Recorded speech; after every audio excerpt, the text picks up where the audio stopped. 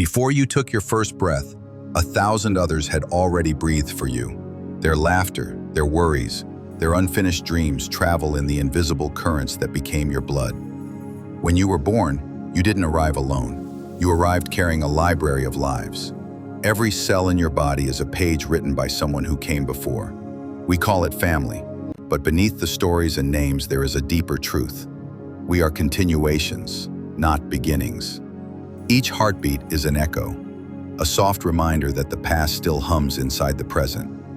Imagine your body as a sacred archive, shelves of bone and blood holding memories of famine and feast, of birth and farewell. Science names it epigenetics, tiny switches along the genetic code turning on and off according to experience. Joy, fear, safety, danger, all leave marks, not as punishment but as instruction. Mystics called this karma, vibration stored in light. Both say the same thing. The past leaves fingerprints inside the future. The body is not a prison, it is an historian. It repeats what it remembers until awareness arrives to edit the script. Sometimes you feel anger that seems too old, or sadness without a name. Sometimes you shrink before you speak, as if a long-forgotten rule forbids expression. These are ancestral emotions wearing your face. The nervous system becomes a radio. Memory becomes static. You tune into broadcasts from generations away. That tremor in your hands when you face loss, perhaps it once belonged to someone who never got to grieve. That restless ambition, that fear of failure, perhaps it was inherited from a forefather who lost everything and vowed never again. Nothing within you is random. It is resonance. The organs remember in their own language. The heart carries unfinished love.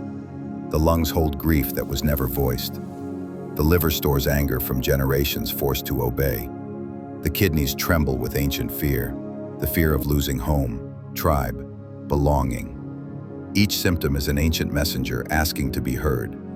The pain is not betrayal, it is communication. When you listen with compassion, the message completes and the messenger rests. Every mother gives two gifts, body and story. Some stories are soft, lullabies, recipes, laughter around fire. Others are heavy, silence, endurance, unspoken tears. Even when the words were never said, the emotions were recorded. In the womb, you floated in more than amniotic water. You floated in generations of feeling. Your grandmother's chemistry shaped your mother's hormones, which shaped you. 3 women connected in one heartbeat across time. To heal yourself is to soothe that entire circle. From the father line comes structure, duty, direction, survival. But with it can travel the stiffness of responsibility, the silence of those who carried too much. The ache between your shoulders may belong to centuries of men who could not rest. The fear of failure might be the echo of a father who equated worth with work. Their strength lives in you, but it waits to be softened by awareness. You are allowed to stand tall without carrying the mountain. Recognition is liberation. The instant you see the pattern, it loosens. You realize you are not cursed, you are chosen to witness. The lineage trusted you with the key of consciousness. You are the first to turn and say, I see you, and I choose differently. In that choice, centuries exhale. Forgiveness is not forgetting. It is the chemical reaction that turns poison into medicine. When you forgive an ancestor, even silently, your immune system relaxes, your heartbeat steadies. Biology bows to compassion. The light you generate becomes food for those unseen souls still circling your field. They lean closer, whispering, "Thank you for freeing us." Healing does not travel backward alone. It also flows forward. Each fear you release becomes one less chain for those yet to come. The children of tomorrow will inherit your peace as easily as you once inherited pain. You are rewriting history in real time, one kind breath at a time. The mystic and the scientist now stand on the same ground. Both agree that energy becomes matter, and matter remembers. Trauma is not invisible. It is measurable. Love is not imagination, it is biochemistry. When you meditate, forgive, or simply breathe consciously, you are editing the epigenetic script, turning off stress genes, turning on repair. The spiritual is biological. The biological is divine. Imagine you could see your body like a map of constellations. Each joint, each vein, each scar, a star linked to a name. Some constellations shine, others flicker. Your awareness is the telescope that brings light to the dimmest cluster.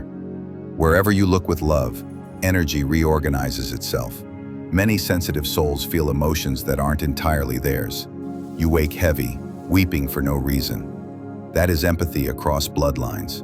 You are tuned to the collective frequency of your kin. Instead of rejecting it, bless it. May this emotion find rest. In that blessing, you become the healer instead of the carrier. Sometimes words are not enough. Fire, water, and breath complete what language cannot. Write a letter to those unseen. Burn it, and watch the smoke rise. That is the body exhaling memory. Pour water into earth with gratitude. That is blood returning home. Bow to the sky. That is the crown opening. Rituals are physical prayers. Through them, the invisible becomes visible, and healing becomes art. At some point, you realize you are not the story, you are the witness of it. You were never trapped in the bloodline. You were its consciousness unfolding. The body was a book you agreed to read, not your identity. And as the reader, you have the power to close a chapter with grace. In that realization, karmic time collapses. What once felt ancient becomes light again.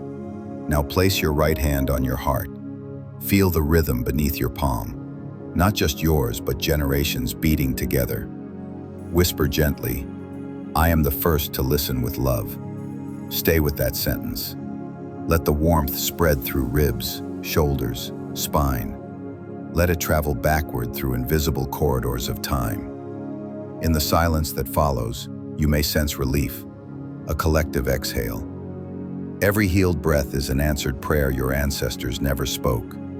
Every act of kindness is a seed that blooms in soil they once walked upon. You are not merely surviving a family line, you are redeeming it. The river has found its ocean. The story returns to peace.